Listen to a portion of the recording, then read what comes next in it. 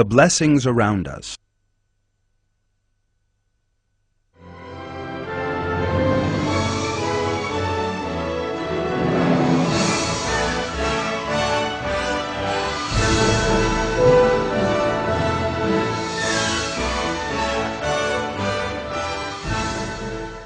Dear friends, do you know how many blessings there are all around us?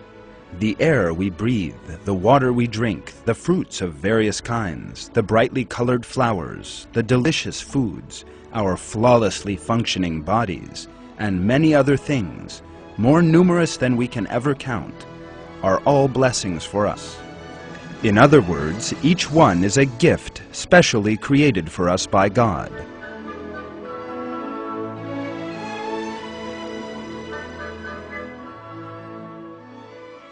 Let us now have a look at some examples of the blessings that surround us and learn how we must be grateful to God for bestowing these blessings on us.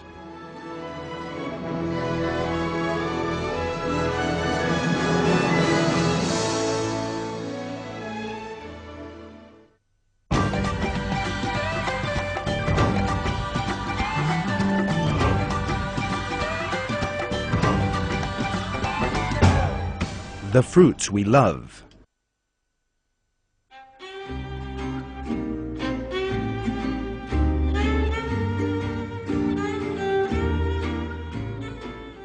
How many different kinds of fruits are there?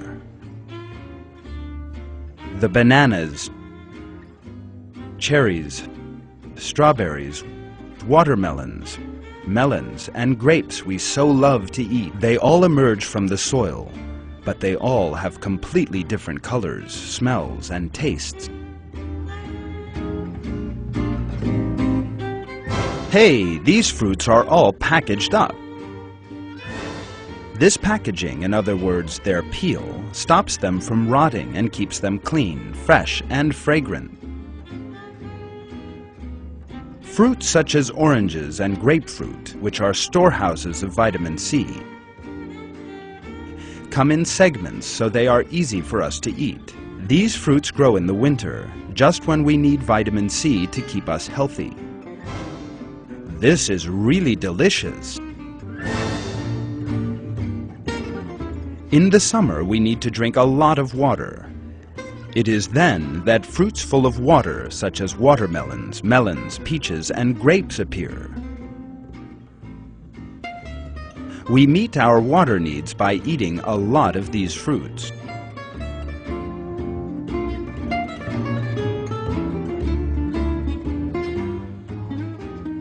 These details are all proofs that God has created fruits especially for us.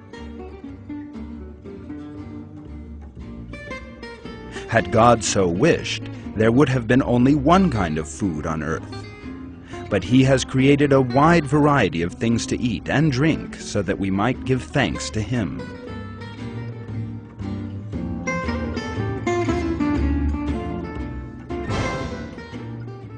And they all taste completely different.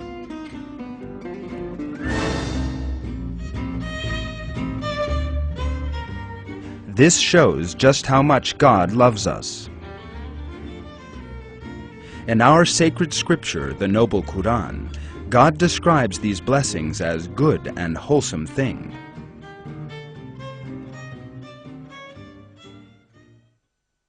God provided you with good and wholesome things. That is God, your Lord. Blessed be God, the Lord of all the worlds.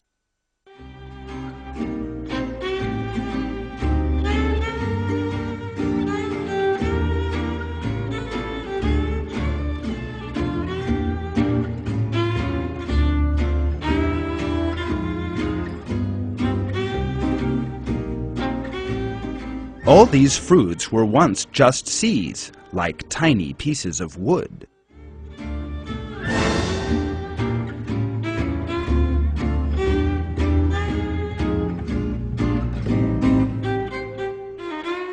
These tiny pieces began using water and the minerals in the earth and grew to become very large.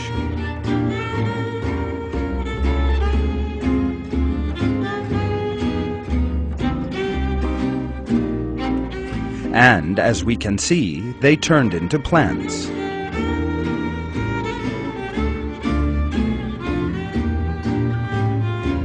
But how do you think that the wide range of plants we know emerged from such tiny bodies?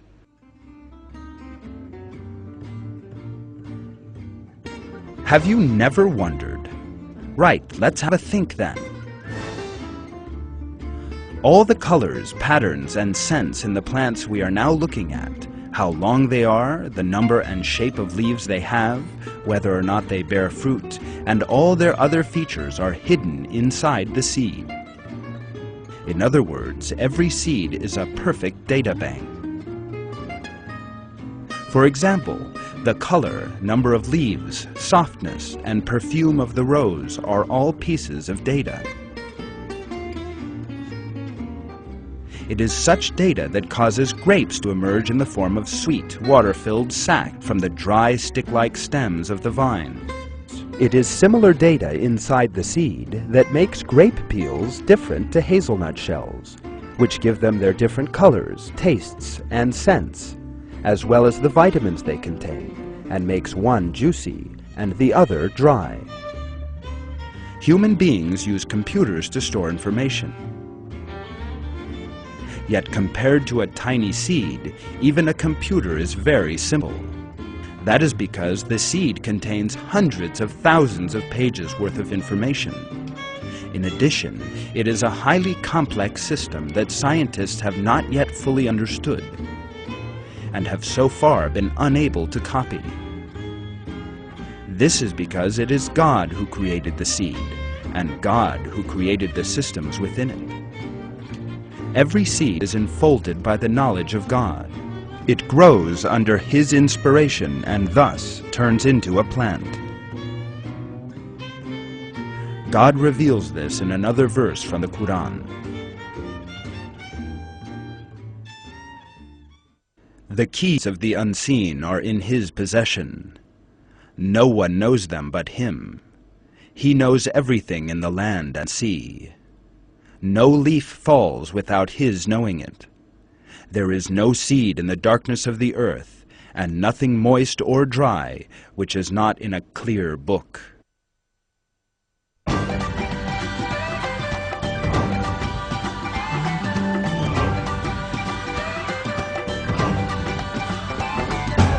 Our flawlessly functioning bodies.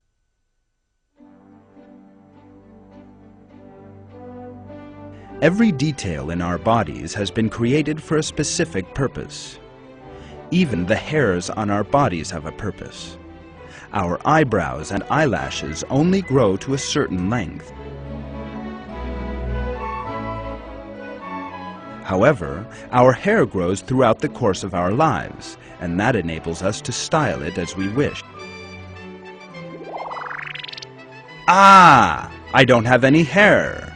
What would happen if our eyelashes grew in the same way as our hair? In that case, our eyelashes would grow right over our eyes and stop us from seeing anything. Who tells our eyelashes to stop growing once they have reached a specified length? When we think about such questions, we can immediately see that every part of our body has been created. There is also complete harmony in the way that our bones grow. Our brains began growing right from infancy. Our skulls also start growing at the same time. If our skulls and brains grew at different rates, and our skulls were small, while our brains were large, then we could not live. But no such thing actually happens. Our skulls grow until we reach a certain age, together with our brains, and protect our brains. Fine, but why is it that our bones, which develop in proportion to our ages, stop growing once they reach a particular size? What would happen if they kept growing? For example, if the bones that make up our rib cages did not stop growing once they had attained a certain size, then our bodies would be much less aesthetic than they actually are. Yet, thanks to the careful working of our bone cells, no such thing ever happens. Isn't that amazing? I was amazed too when I first heard about it. Can a bone cell possess enough information to be able to do all these things?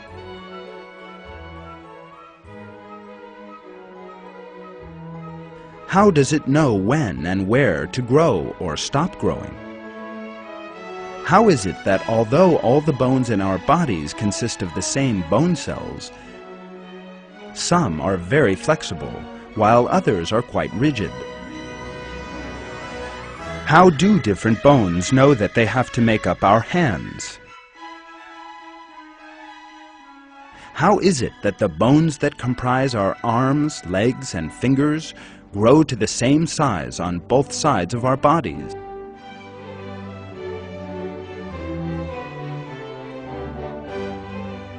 These are all questions we need to ask ourselves in order to better understand the perfection in our bodies.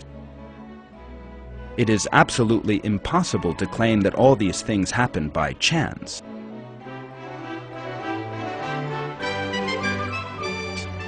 The cells of which we are made cannot take such decisions themselves. These things are all part of the artistry of God, who created us in the finest way.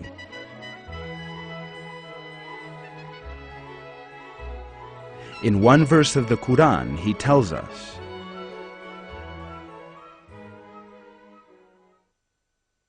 "Look at the bones, how we raise them up and clothe them in flesh."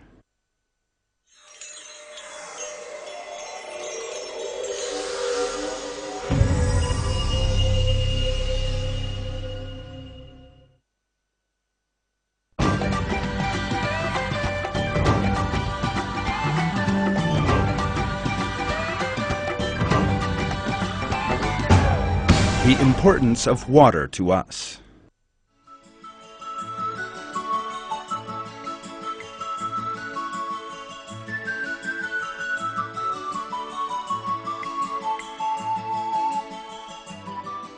Much of the earth is covered in water.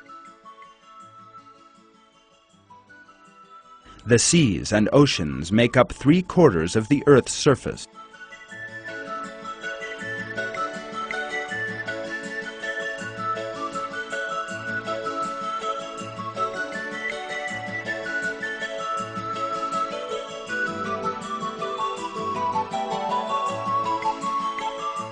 And there are countless lakes and rivers on the land.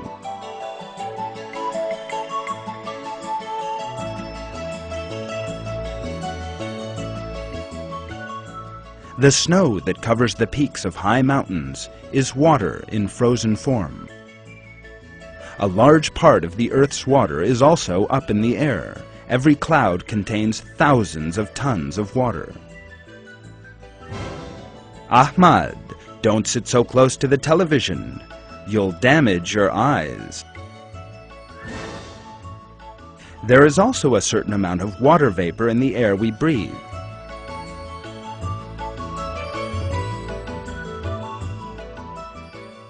Water makes up around 70% of our bodies.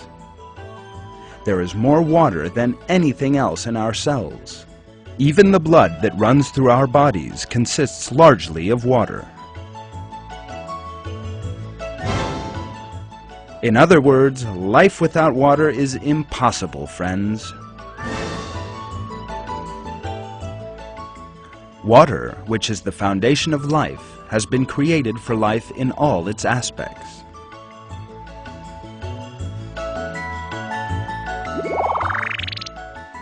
Let us now have a look at some of the properties of water.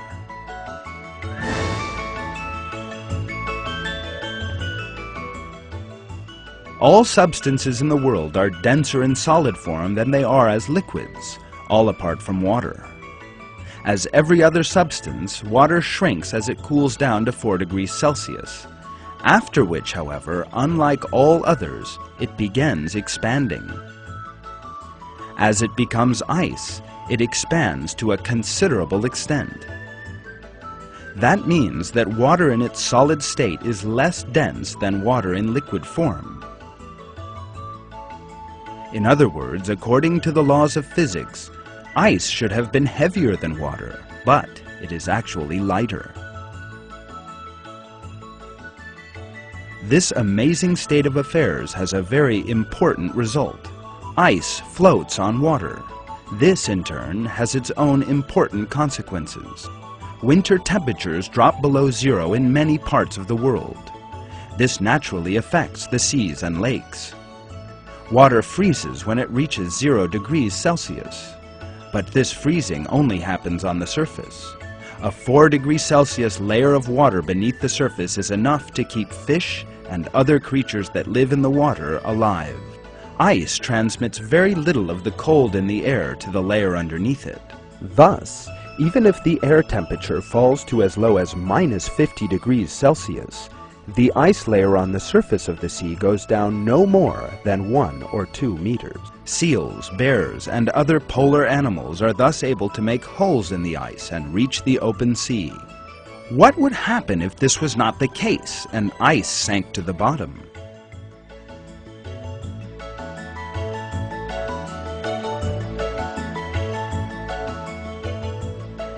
In that case, the oceans, the seas, and the lakes would begin freezing from the bottom up.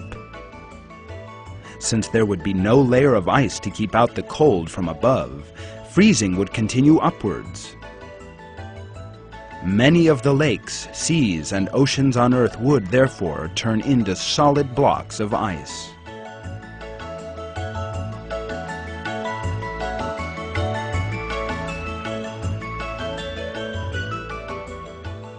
All that would be left would be a layer of water just a few meters thick on the surface. And even if air temperatures rose, the ice at the bottom would never melt.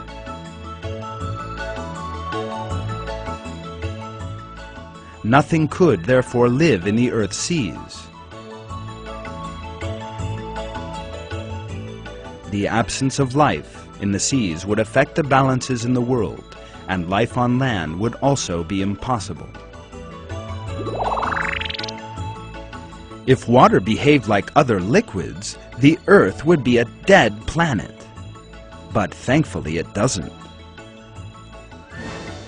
The fact is that thanks to God's might and flawless creation, our Earth is a planet filled with life. Other properties of water also play an important role in the Earth having a moderate and balanced climate. Thanks to the molecular properties of water, the seas heat up and cool down much slower than the land. This means that on land there can be a temperature difference of up to 140 degrees between the hottest places and the coldest, while the temperature difference in the sea ranges at most from 15 to 20 degrees Celsius.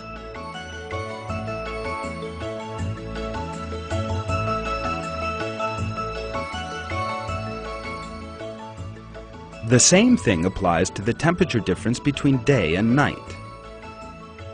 The difference between day and night can be as high as 20 to 30 degrees in dry climates, while it is no more than a few degrees in the sea. Thanks to the thermal characteristics of water, the difference in temperature between winter and summer, or day and night, remains within limits that all life forms can tolerate.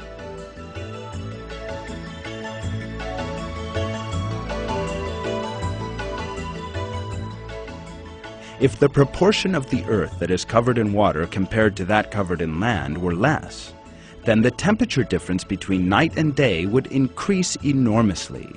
Much of the land would turn into desert, and life would become impossible.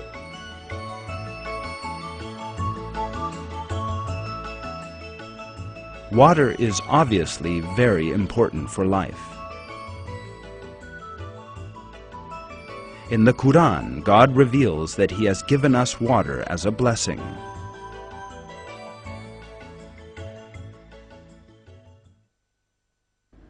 We sent down a measured amount of water from heaven and lodged it firmly in the earth.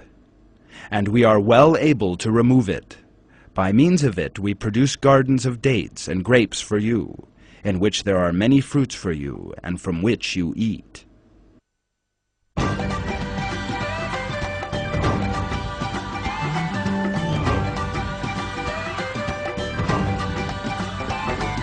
Let us reflect once more.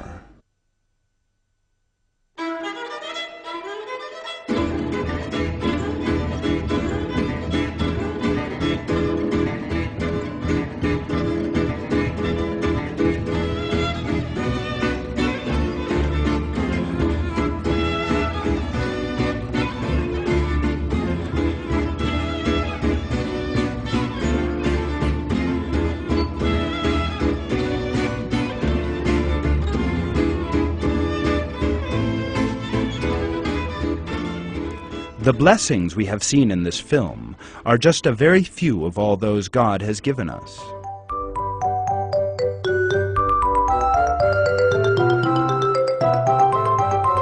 Everything we can think of and benefit from is a blessing created for us by God.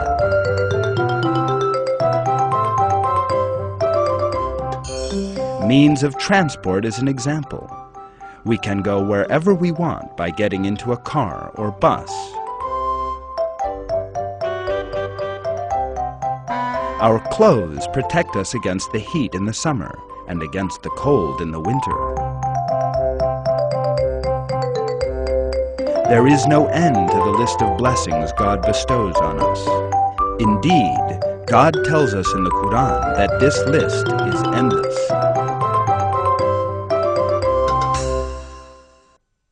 He has given you everything you have asked Him for.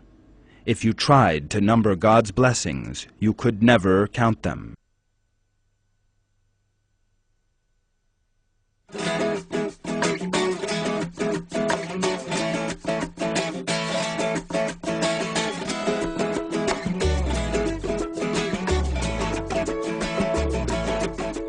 We must therefore always bear these blessings in mind and give thanks to God for bestowing them on us.